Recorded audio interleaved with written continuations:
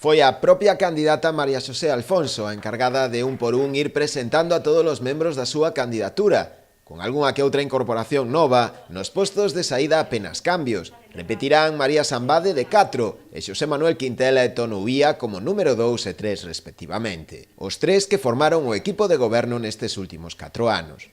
Boa parte do discurso da candidata baseouse precisamente no traballo feito neste último mandato, cos problemas dun goberno en minoría e cos bloqueos constantes por parte dos grupos da oposición. Cando hai 4 anos me investiron alcaldesa e formamos un goberno municipal con únicamente 3 persoas, ninguén daba crédito a que rematáramos o mandato, porque era evidente que non lo ian poñer moi difícil, e puxeronlo moi difícil, pero 4 anos despois aquí estamos, e con moito máis feito do que ninguén contaba.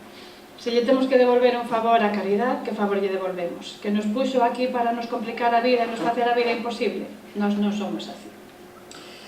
Pero como queda moito por facer, quero ter a oportunidade de poder facelo e de poder traballar en mellores condicións. Agora que a economía do Concello está saneada, vai ser todo moito máis doado se temos os apoios suficientes para non depender dunha oposición adicada a bloquear a acción do goberno. Como logros máis importantes destacou a reducción da débeda municipal e as actuacións realizadas en materia de saneamento. De cara aos vindeiros 4 anos apostou por continuar mellorando a rede municipal de saneamento, a rebaixa do IBI ao 0,4%, a tan ansiada rehabilitación do Cine París ou as melloras nas instalacións deportivas municipais, entre outras.